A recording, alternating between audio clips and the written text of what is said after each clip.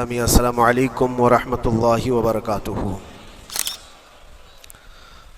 الحمدللہ وکفا وسلام علی حبیبہ المصطفیٰ اما بعد فاعوذ باللہ من الشیطان الرجیم بسم اللہ الرحمن الرحیم۔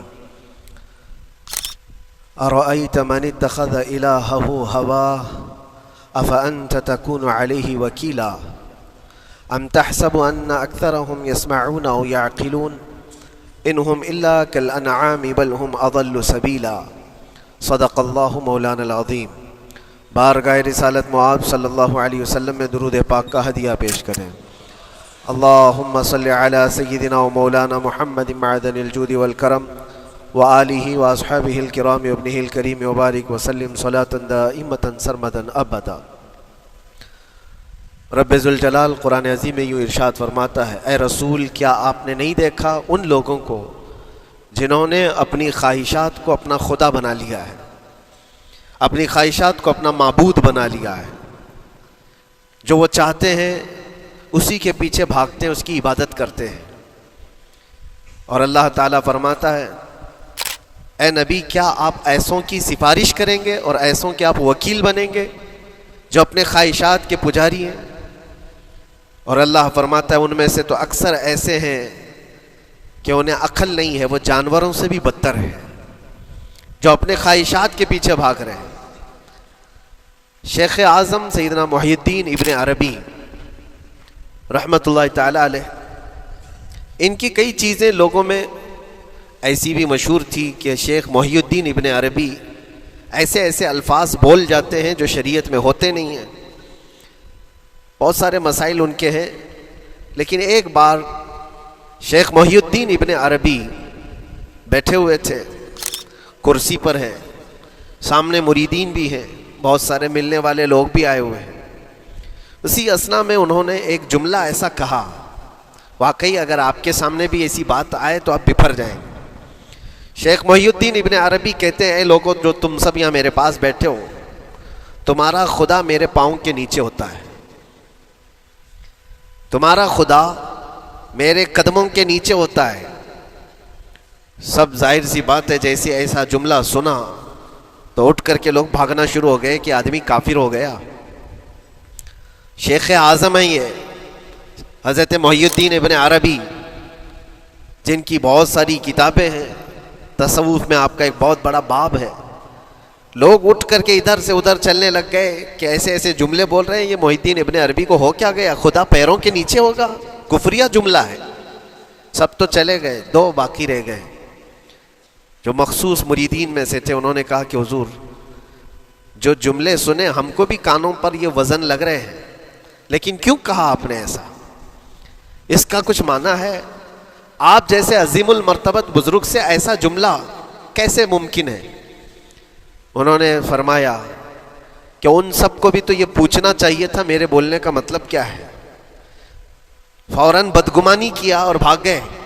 تم دو باقی رہ گئے، میں بتاتا ہوں کہ میں نے یہ جملہ کیوں کہا تھا۔ کرسی پر بیٹھے تھے اور چٹائی نیچے بچھی ہوئی تھی یا قالین بچھی ہوئی تھی جس پر لوگ بیٹھے ہوئے تھے۔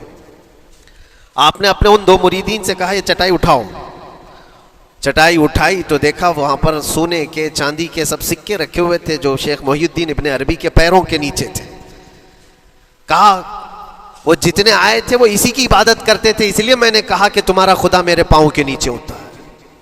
وہ خواہشات کے پجاری ہیں، میں نے اللہ نہیں کہا۔ اللہ رب العزت وہ قادر مطلق ہے، میں نے کہا جس کی تم عبادت کرتے ہو، جس کو تم خدا بنائے رکھے ہو، وہ میرے پیروں کے نیچے ہوتا ہے۔ اور حقیقت ہے میرے عزیزوں، جنہوں نے خواہشات کے پیچھے بھاگنا شروع کیا در حقیقت وہ اپنا خدا بنا چکے ہیں ان کو۔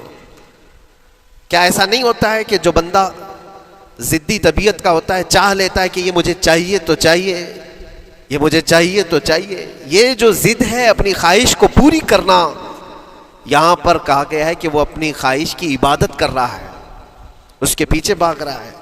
اسی لیے اللہ کے نبی صلی اللہ تعالیٰ علیہ وسلم کی ایک حدیث میں آپ کو سناؤں۔ حضور اکرم صلی اللہ علیہ وسلم ارشاد فرماتے ہیں، لا یؤمن احدکم حتی یکون ہواہ تبعا لما جئت بہ۔ تم اس وقت تک پورے مومن نہیں ہو سکتے جب تک کہ اپنی خواہشات کو میری مرضی کے مطابق نہیں بنا دو گے۔ حضور کے قدموں میں لا کر اپنی ہر خواہش کو قربان کرنا ہو. یہ نہیں کہ میری چاہت تو ایسی ہے، میں خواہش ایسی رکھتا ہوں لیکن شریعت ایسا کہتی ہے. یہ جب ٹکراؤ آیا تو سمجھ لو کہ تمہارے اندر ایمان آیا ہی نہیں ہے، تم مومن نہیں ہو. مومن وہ ہے جہاں دنیا کی ساری خواہشات وہ حضور کے قدموں پر قربان کر دیتا ہے، اس کی اپنی کوئی خواہش نہیں ہوتی. اسی لیے میں اکثر یہ کہتا ہوں ان نوجوانوں سے جن کو کچھ نصیحت کی جائے تو وہ کہتے ہیں کہ مولانا ہماری لائف ہے، ہمیں انجوائے کرنے دی جائے. یہ ابھی تو ہماری لائف ہے، ہماری اپنی لائف کو ہمیں انجوائے کرنے دیا جائے. نادان کس نے کہا کہ تیری اپنی لائف ہے؟ تیری لائف ہے کہاں؟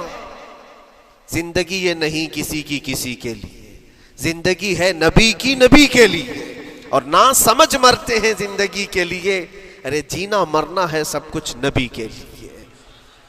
جو خواہشات کو لا کر کے حضور کے قدموں پر رکھ دیتا ہے تو پھر وہ کہتا ہے میرے عزیزوں، وہ پھر آ کر کے یہ کہتا ہے اپنی خواہشات، اپنی طبیعت جہاں سب مر جاتی ہے آدمی کی، اس کی اپنی کچھ نہیں ہوتی، تب اس مومن کی زبان سے یہ نکلتا ہے یا رسول اللہ زمین و زمان تمہارے لیے، مکین و مکان تمہارے لیے، چنین و چنا تمہارے لیے، بنے تو جہاں تمہارے لیے، ہم آئے یہاں تمہارے لیے، اٹھے بھی وہاں حضور کے لیے. اس کا اپنا کچھ نہیں ہوتا. اپنی خواہش ہوگی تو میں کرتا رہے گا، اور جتنی خواہشات کے پیچھے بھاگتا رہے گا دنیا اس کا پیچھا کبھی نہیں چھوڑتی، اور نہ ہی دنیا اس کو کبھی سیراب ہونے دے گی، کبھی پیٹ بھرنے دے گی ہی نہیں. وہ بھوکا ہی رہے گا، وہ پیاسا ہی رہے گا جو دنیا کے پیچھے بھاگتا ہے. ایک مرتبہ سیدنا عبداللہ ابن مسعود رضی اللہ تعالیٰ عنہ غمگین بیٹھے ہوئے تھے، کسی بات کا غم ہوگا. نبی پاک صلی اللہ تعالیٰ علیہ وسلم کا گزر ہو رہا تھا، آپ نے دیکھا، حضرت عبداللہ ابن مسعود سے پوچھا کہ غم کیوں ہے؟ تو آپ خاموش رہے.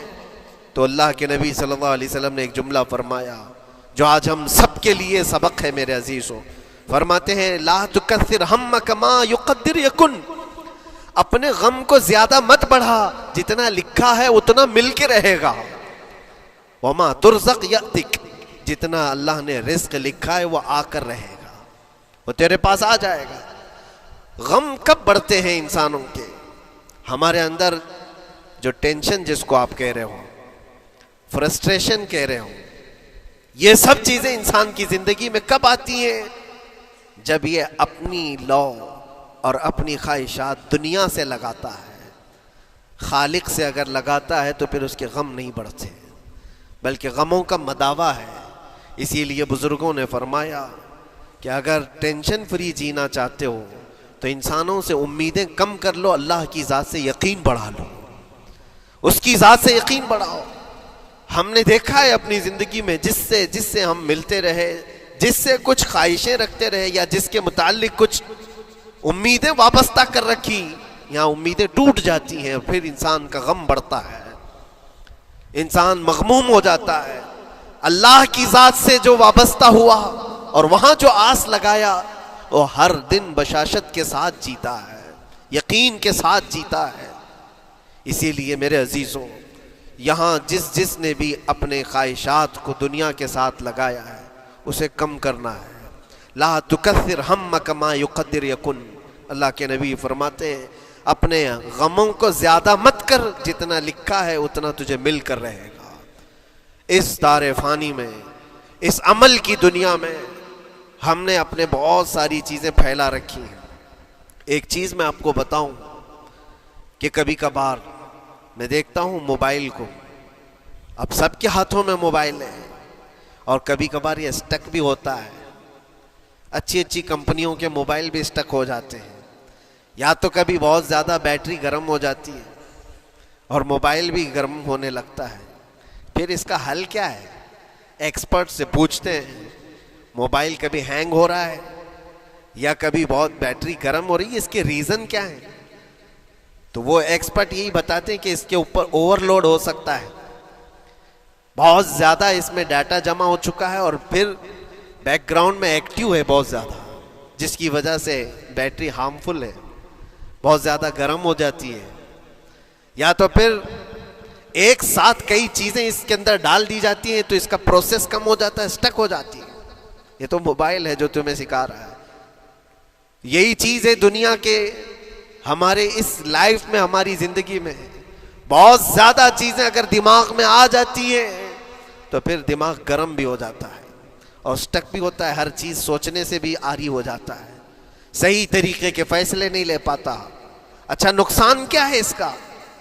سیم ہم نے موبائل ایکسپرٹ سے بھی پوچھا، جب موبائل بہت زیادہ گرم ہونے لگے یا سٹک ہونے لگے تو اس کو کیا کرنا چاہیے؟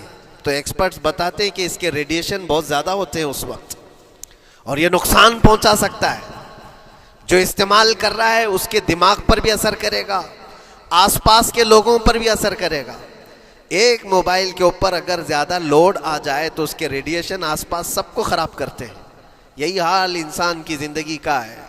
تمہارے دماغ کے اوپر اگر غم زیادہ بیٹھ گئے اور بہت زیادہ دماغ حاوی ہو گیا تو خود کا تو نقصان کرو گی ہی، آس پاس جتنے ہیں سب کا نقصان کرو گے۔ تمہاری وجہ سے تمہارے ماں باپ بھی پریشان، تمہاری اولاد، تمہارے بیوی بچے سب اس پہ ان سب چیزوں میں ملوث ہو جاتے ہیں۔ اب اس کا علاج کیا ہے؟ کہا گیا موبائل کو آف کر دو، ڈیٹا کم کر دو، اس کے اندر سے کچھ چیزیں ڈیلیٹ کر دو، پھر یہ اپنے نارمل حالت میں آ جائے گا۔ سیم آپ کے لیے بھی ہے، دماغ میں دنیا کے بہت سارے فطور بھرے ہو تو تھوڑی چیزیں ڈیلیٹ کر دو، تھوڑے دنوں کے لیے اپنی اس ایکٹیو لائف کو روک دو اور آ جاؤ اللہ کی بارگاہ میں اور آنکھ بند کر کے اس کی طرف لو لگاؤ، اس لیے کہ ہماری بیٹری جو چارج ہوگی وہ خالق کائنات سے ہی ہوگی، بنانے والا ہی بہتر جانتا ہے اس کی زندگی کس چیز سے چلتی ہے۔ اور اسی لیے کہا ہے، امام غزالی رحمۃ اللہ تعالیٰ علیہ فرماتے ہیں، جو بندہ اللہ کے ذکر سے کئی دن تک غافل ہوتا ہے تو مردہ لاش ہے جو چل رہا ہے، بازاروں میں جو چل پھر رہا ہے، ذکر الہی نہیں کرتا تو اس کی روح ختم ہونے کے قریب آئی ہے، یہ زندہ لاش ہے۔ یہاں زمانے ہو گئے، مہینوں بیت گئے، برسوں ہو جاتے ہیں، کتنے دن ایسے ہیں آپ نے اللہ کے ذکر کے لیے الگ سے وقت نکالا ہو؟ کہاں ہے وقت؟ نماز بھی ایسے پڑھ کر کے بھاگ جاتے ہیں جیسے لگتا ہے کہ کوئی چیز ہمارے اوپر سوار تھی، جلدی سے ہٹا دی اور بھاگ گیا۔ نہیں میرے عزیزو، ہماری روح جب بیمار ہوتی ہے، ہماری روح کو جب بھوک لگتی ہے تو اللہ کے ذکر سے اس کا علاج بھی ہوتا ہے اور اس کو رزق بھی ملتا ہے، لیکن ہم رزق دیتے ہی نہیں۔ کبھی آپ نے دیکھا ہماری باڈی کو، صبح ناشتہ نہ کرو، دوپہر میں کھانا نہ کھاؤ تو شام تک ہمارا جسم ہچکولے لینے لگتا ہے، چکر آنے لگ جاتے ہیں۔ کیوں؟ جسم 2 وقت کے کھانے کو چھوڑنا برداشت نہیں کر پاتا، کمزوری آ جاتی ہے، جسم کو بھوک لگتی ہے، ہمیں کھانا دینا اسے ضروری ہے۔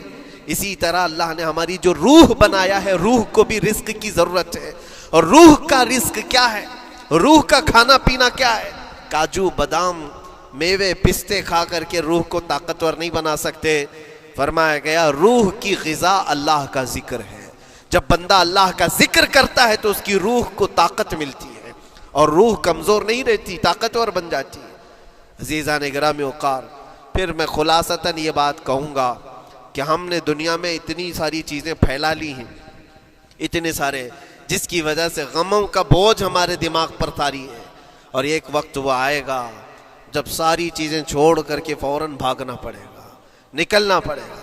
کچھ لوگوں کے متعلق کہا گیا ہے کہ روح نکلنے کے وقت اس کو بہت تکلیف ہوتی ہے، سب کے لیے نہیں، کچھ ایسے لوگ ہیں جن کی روح نکلنے کے وقت درد زیادہ ہوتا ہے، تکلیف زیادہ ہوتی ہے مرنے کے وقت۔ پوچھا گیا کیوں؟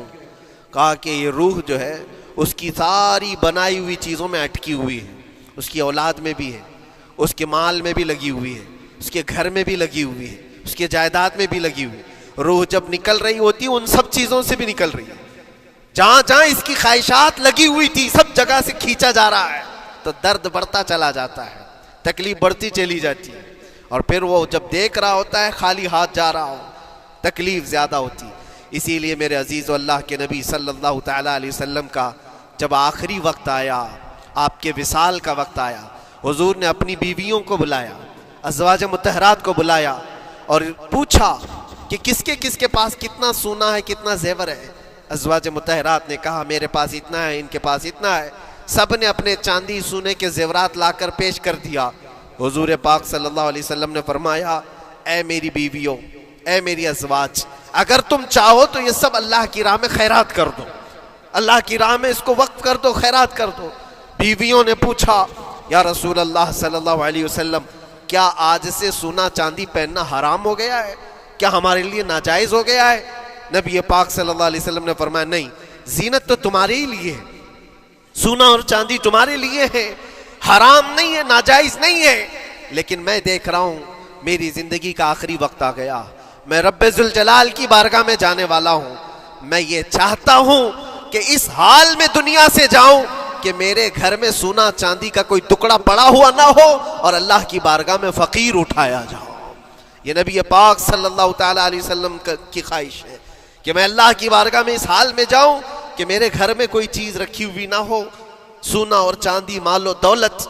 کیونکہ میرے عزیزوں، اسی سے اندازہ کرو انسان اپنی خواہشات میں اتنا گھر جاتا ہے کہ اس سے نکلنا اس کے لیے مشکل ہوتا ہے، اور روح نکلنے کے وقت یہی تو تکلیف ہوتی ہے کہ کہاں کیا کیا بنایا تھا، کتنا جمع کیا تھا، حساب کرتے کرتے اس کی روح نکل جاتی ہے۔ ہم نے دیکھا ہے، میں اپنا ایک تجربہ بتاتا ہوں، عمرہ سے ہم واپس آ رہے تھے، 40 لوگوں کا قافلہ تھا، ایئرپورٹ پر پہنچے، بہت تاخیر ہو چکی تھی اور فلائٹ کا وقت بہت کم رہ گیا تھا، اور حاجی لوگ ماشاءاللہ جاتے ہیں تو خوب بھر بھر کر کے سامان بھی لیتے ہیں، کیا کیا سامان تھے سب کے پاس، اور ہمارا بار بار جانا آنا ہوتا ہے، میں کبھی کوئی زیادہ چیزیں رکھتا نہیں۔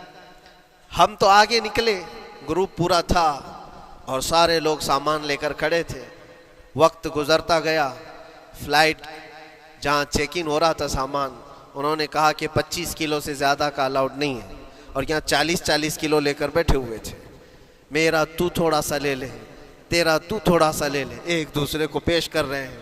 3-4 لوگوں نے تو مجھے پکڑایا کہ آپ کے پاس سامان کم ہے مفتی صاحب، آپ تھوڑا سا ہمارا لے لو، جس کا لے سکتے تھے لے لیا۔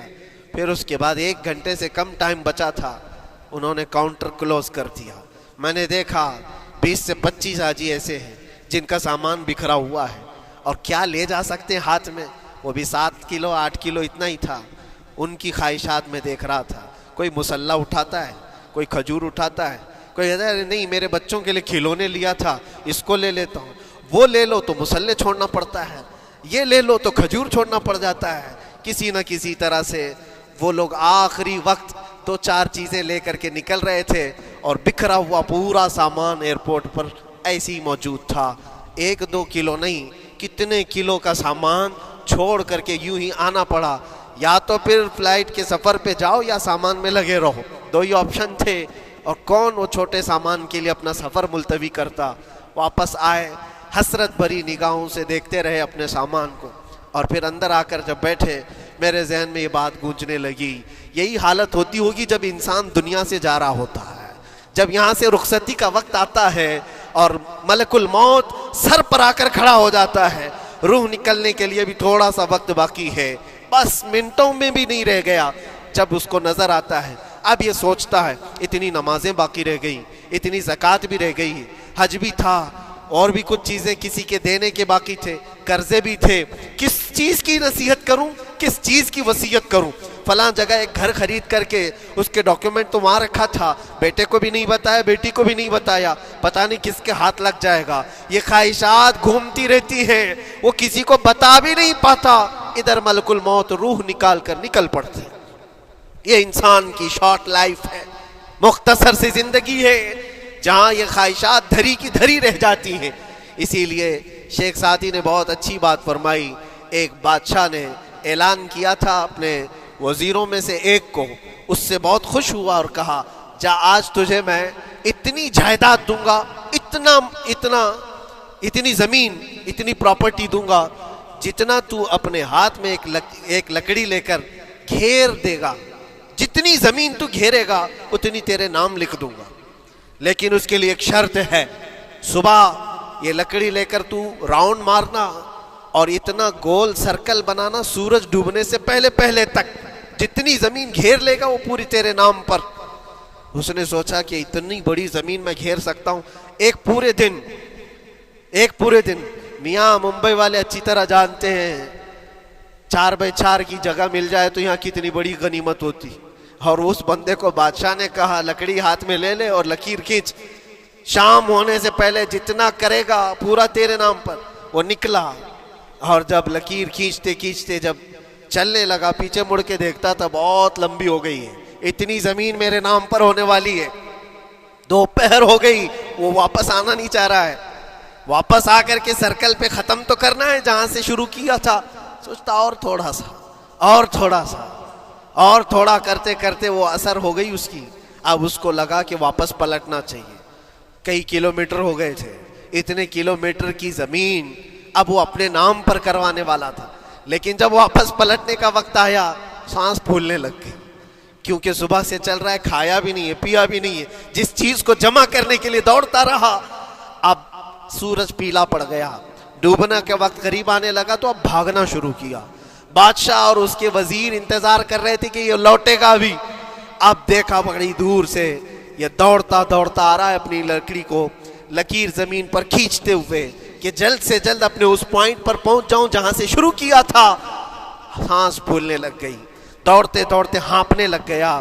سورج ڈوبنے کے قریب آ گیا, آخری کرنیں باقی تھی اور اس کا پوائنٹ بھی قریب آ گیا تھا.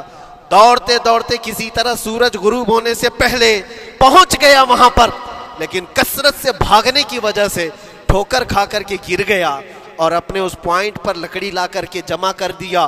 بہت بڑا سرکل, بہت بڑی لکیر کھینچا تھا, لیکن ایسا گرا کہ دوبارہ اٹھ نہیں سکا.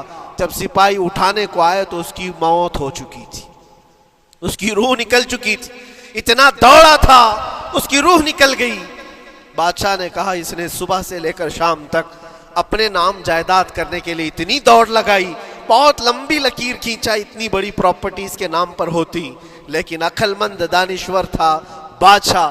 اس نے کہا جہاں یہ گرا ہے وہیں اس کو دفن کرو. اور اس کے بعد اس کی قبر پر لکھا گیا تھا کہ اس کو ضرورت اتنے 2 گز زمین کی تھی, دوڑتا کتنا لمبا رہا, صبح سے شام تک اتنی لمبی لکیر کھینچ لیا, لیکن سونے کے لیے اس کو جو جگہ چاہیے تھی وہ بس اتنی ہی سی تھی, وہ 6 فٹ کی جگہ.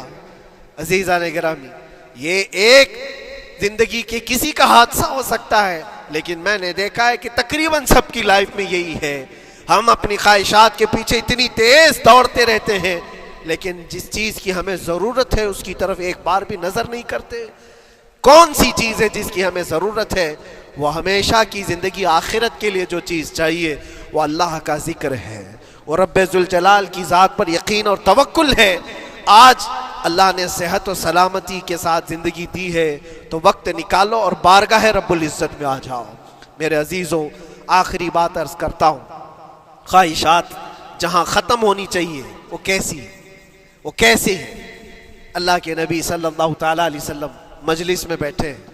ایک صحابی کا مسئلہ تھا, ایک صحابی کا مسئلہ ایسا تھا کہ وہ صبح جلدی دوڑ کر کے چلے جاتے تھے. صحابہ نے ان کی شکایت کی کہ یہ فجر میں اتنی جلدی چلے جاتے ہیں کہ کسی سے ملتے ہی نہیں. حضور نے پوچھا کہ وجہ کیا ہے؟ ان سے پوچھا گیا تو انہوں نے کہا یا رسول اللہ صلی اللہ علیہ وسلم, میرا گھر ایک یہودی کے گھر سے لگا ہوا ہے, اور یہودی کے گھر پہ ایک کھجور کا درخت ہے جس کی شاخیں میری آنگن میں بھی آتی ہیں, اور پکی کھجوریں صبح صبح میرے آنگن میں گر جاتی ہیں. میں اس لیے جلدی دوڑ کر کے جاتا ہوں, میرے بچے اٹھنے سے پہلے وہ کھجوریں جمع کر کے میں اس یہودی کو دے دوں کہ کہیں انجانے میں میرا کوئی بچہ وہ کھجور کھا نہ لے. ہمارے لیے وہ حلال نہیں ہے. یہ صحابی رسول کا عمل تھا. اللہ کے نبی صلی اللہ علیہ وسلم نے فرمایا اپنے بچوں کو حلال کھلانے کے لیے اتنی فکر. عزیزان گرامی وقار, آپ سنیے, یہ تو حالات ایسے ہو گئے یہاں بڑے بڑے درخت ہی نگل گئے, کھجور تو چھوڑے, ڈکار بھی نہیں. حرام چیزوں کے اوپر تو کئی لوگوں کی زندگی آباد. خیر, حضور پاک صلی اللہ علیہ وسلم نے ان کا مسئلہ دیکھ کر کے, ان کی تکلیف کو دیکھ کر کے اپنے صحابہ میں اعلان کیا, کوئی ہے جو اس یہودی کا درخت خرید کر کے میرے اس صحابی کو دے دے, میں اسے جنت میں پورا باغیچہ عطا کروں. جنت میں پورا باغ احاطہ کروں. صحابہ ظاہر سی بات ہے ایک بار حضور نے فرمایا تو پھر اس کو حاصل کرنے کے لیے ایسی دوڑ لگتی تھی. سب گئے میں حاصل کر لوں میں حاصل کر لوں. اب اس یہودی کو منانا تھا کہ تو ایک درخت جو ہے اپنے پڑوسی کو بیچ دے, آنگن میں اس کے ہے, بیچ دے. اب اس کو لگا کہ ان لوگوں کی ضرورت ہے, مجبوری ہے, تو وہ بھی اکڑ کر بیٹھا کہ مجھے بیچنا نہیں, مجھے دینا نہیں. اب سنیے میرے عزیزوں, مدینے میں ایک صحابی ہیں ابو دحداح. اللہ اکبر, کبھی میں پڑھتا ہوں تو حیرت ہوتی. ابو دحداح مدینے کے اس صحابی کا نام ہے جن کا باغیچہ پورے مدینے میں سب سے مشہور ہے. ان کی کھجوریں سب سے مہنگی کھجوریں. اوالی مدینہ آج بھی مشہور ہے, جہاں کی اجوا کھجوریں بہت پسند کی جاتی ہیں. ابو دحداح کا باغیچہ بنا ہوا تھا, بڑا خوبصورت تھا. لوگ مثال دیتے تھے, تعریفیں کیا کرتے تھے, ابو دحداح کا باغیچہ مدینے میں سب سے قیمتی باغیچہ ہے. ابو دحداح حضور کی بارگاہ میں آتے ہیں, کہتے ہیں یا رسول اللہ صلی اللہ علیہ وسلم, اگر میں اس ایک درخت کو خرید کر کے وقف کر دوں تو کیا میرے آقا مجھے بھی ملے گا جنت میں؟ اللہ کے نبی نے فرمایا جو میں نے وعدہ کیا ہے وہ تجھے بھی عطا کیا جائے گا. ابو دحداح کہتے ہیں اس یہودی کے پاس سیدھے آتے ہیں, کہا کہ تو ایک درخت بیچ دے گا, بدلے میں تجھے بہت اچھی قیمت دیتا ہوں.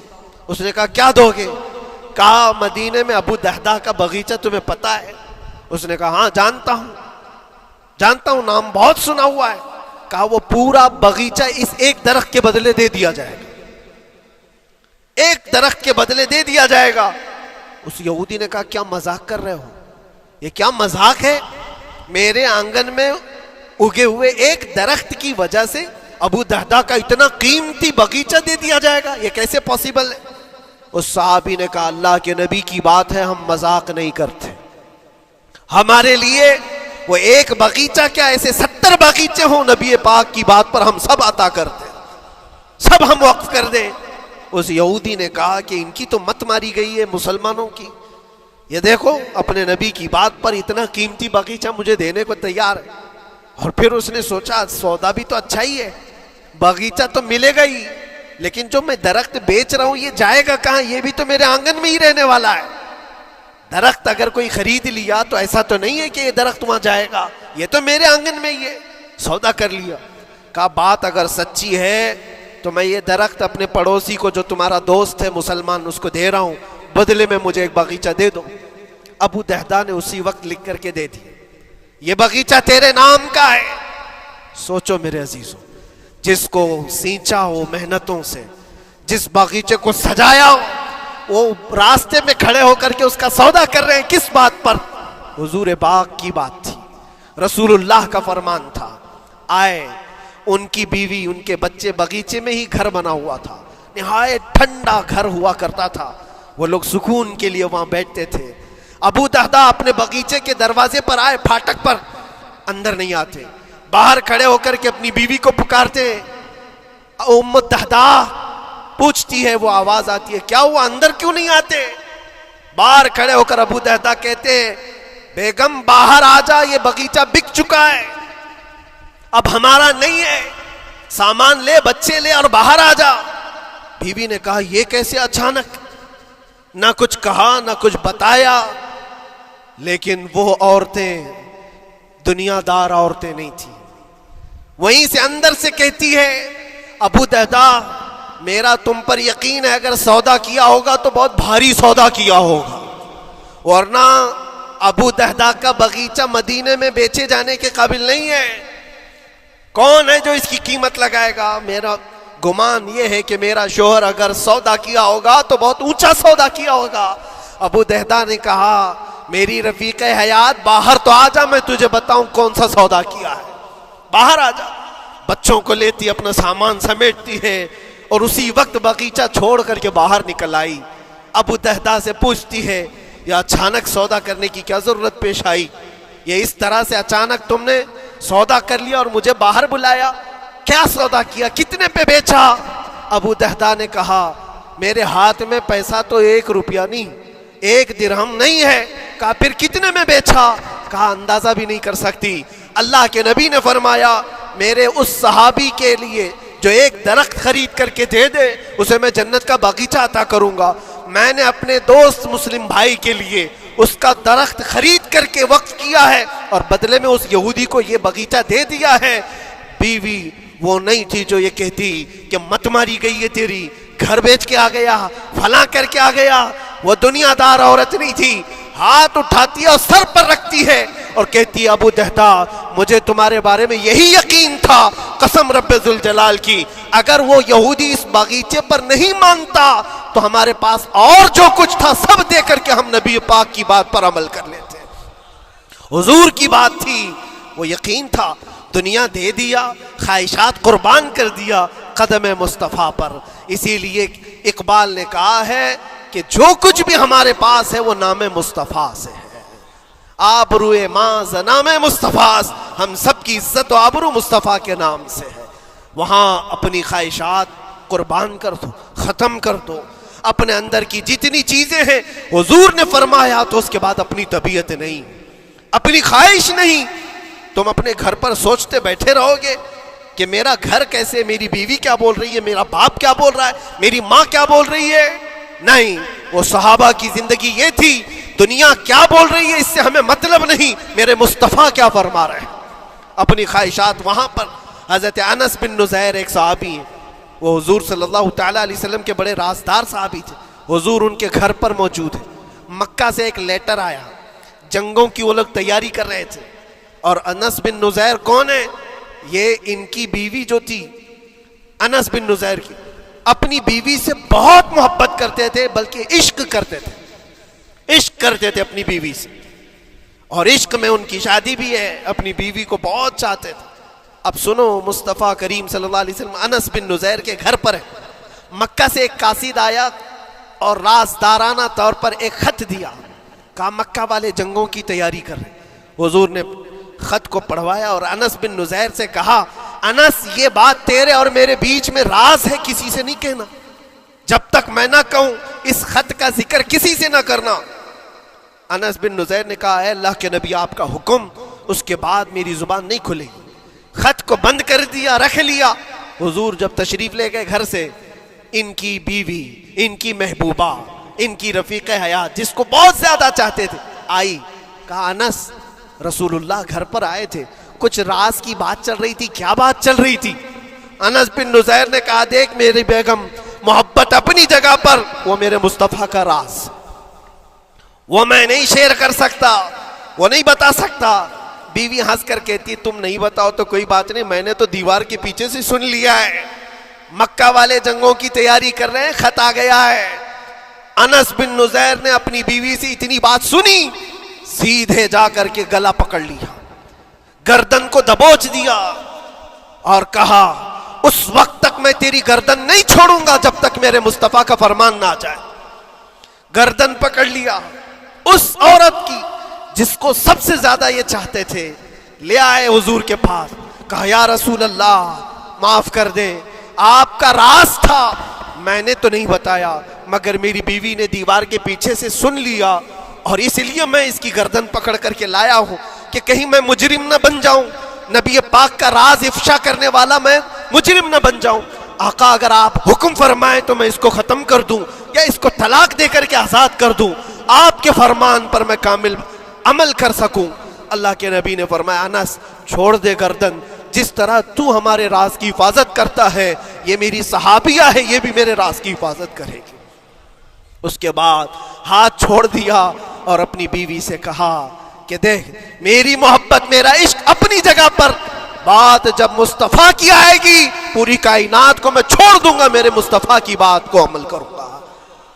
اور اس بیوی نے بھی یہی کہا انس اگر تو مجھے راز بتا دیتا حضور کا، عشق میں ڈوب کر کے، محبت میں ڈوب کر کے، تو جو گلا تو نے میرا پکڑا کل میں تیرا گلا پکڑ کر حضور کے پاس لاتی کہ حضور یہ آپ کی غلامی کے قابل نہیں ہے۔ یہ ان کا کمال درجے کا ایمان تھا، اپنی خواہشات کو قربان کر دیا۔ ایک مدینے کی خاتون ایسی ہے، سب سے زیادہ حسین و جمیل لڑکی ہے، حضور کے پاس ایک حبشی کالے رنگ کے صحابی ہیں، آئے کہا یا رسول اللہ مجھ سے کوئی شادی نہیں کرتا۔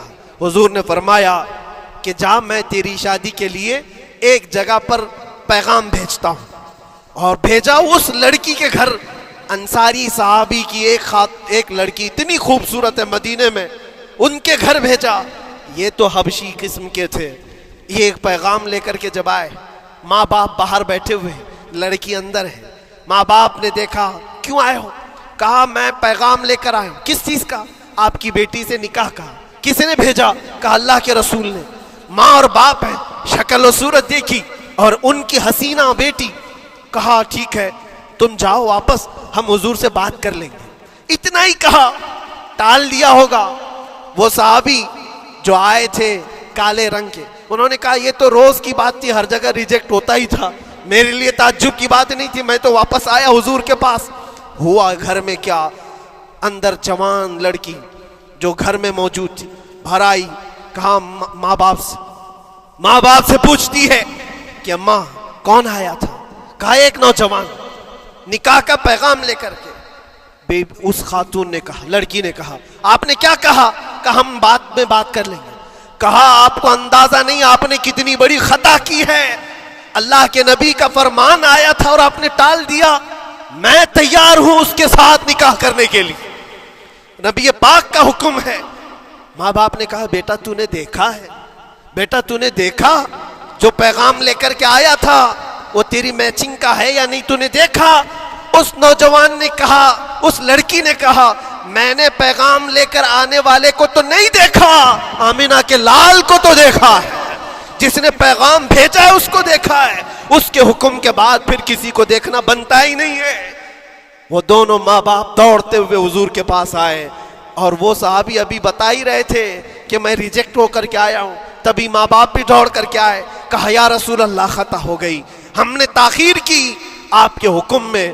اے اللہ کے نبی ہم راضی ہیں, اپنی بیٹی کا نکاح انہی کے ساتھ کریں گے جن کا پیغام آپ نے بھیجا ہے. کیا اپنی خواہشات کو حضور کے قدموں میں لا کر قربان نہیں کیا؟ لیکن نکاح ہوا بھی. وہ نوجوان عبداللہ اسود, نکاح کا حضور نے نکاح کروا دیا مسجد نبی, اور حضرت عثمان سے کہا کہ ان کو کچھ پیسہ دے دو, مال دے دو, شادی کا سامان تو خرید لے, جہیز لے لے, اپنا گھر سجا لے. ان کو صحابہ نے پیسے دیے, غریب تھے, میں بازار میں جا کر اپنی شادی کا سامان خرید رہے تھے. شام کے وقت اعلان ہو گیا مشرکین مکہ نے مدینے پر حملہ کیا ہے, اللہ کے نبی جہاد میں نکل رہے ہیں. یہ عبداللہ اسود جن کا نکاح مسجد میں ہوا اور رات کو سہاگ رات آج تھی, آج اپنے گھر دلہن لانے والے تھے, جو گھر سجانے کے لیے سامان خریدنا تھا جا کر کے گھوڑا خرید رہے, تلوار خرید رہے, اور اس کے بعد جنگ میں استعمال ہونے والا سامان خرید رہے ہیں.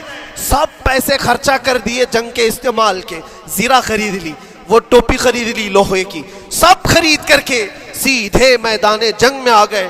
صحابہ بھی پہچان نہیں رہے تھے, صحابہ بھی نہیں پہچان رہے تھے. وہ غریب صحابی کبھی گھوڑے پر نہیں بیٹھے, لیکن شادی کا پورا پیسہ یہ جنگ کے سامان میں لگا دیا. اور جب جنگ شروع ہوئی احد کی, میدان جنگ میں جب صحابہ لڑ رہے تھے, حضور پاک پوچھتے اپنے صحابہ سے, یہ ایک جوان ہے جو پورا چہرہ ڈھکا ہوا ہے, گھوڑے پر بیٹھا ہے, جوان مردی کے ساتھ لڑ رہا ہے, اے میرے صحابہ جانتے ہو کون ہے یہ؟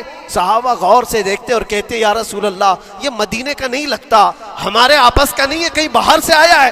حضور نے فرمایا جا کے غور سے دیکھو, اس کی کالی کالی کونیوں سے میں پہچان رہا ہوں, وہ میرا عبداللہ اسود ہے. آج میں نے اس کو شادی کے لیے پیسے دیے تھے, وہ سارے پیسوں سے یہ جنگ کا سامان خرید کر کے لایا ہے. شام ہونے سے پہلے خبر آئی عبداللہ اسود کو ظالموں نے شہید کر دیا تھا, قتل کر دیا تھا, اور وہ مٹی میں گرے ہوئے تھے. حضور خود چل کر کے آئے, عبداللہ اسود کے پاس آ کر کے بیٹھتے ہیں اور سر اٹھا کر کے اپنی گود میں رکھتے ہیں, چہرے سے دھول کو صاف کرتے ہیں, اور پھر فرماتے ہیں اللہ کے کچھ بندے ایسے ہیں جو اللہ سے کیا ہوا وعدہ پورا کر کے دکھاتے ہیں. ساری دنیا ایک طرف, فرمان مصطفیٰ ایک طرف. میرے عزیزوں, یہ خواہشات کی قربانیاں ہیں جب جا کر کے ایمان تکمیل پاتا ہے. بس اخیر میں اتنا کہوں گا, ہمارا ایمان صرف اتنا ہونا ہے, انہیں جانا انہیں مانا, نہ رکھا غیر سے کام, للہ الحمد میں دنیا سے مسلمان گیا. اٹھو قوت عشق سے ہر پست کو بالا کر دو, دہر میں نام محمد سے اجالا کر دو. وآخر دعوانا الحمدللہ رب العالمین. السلام.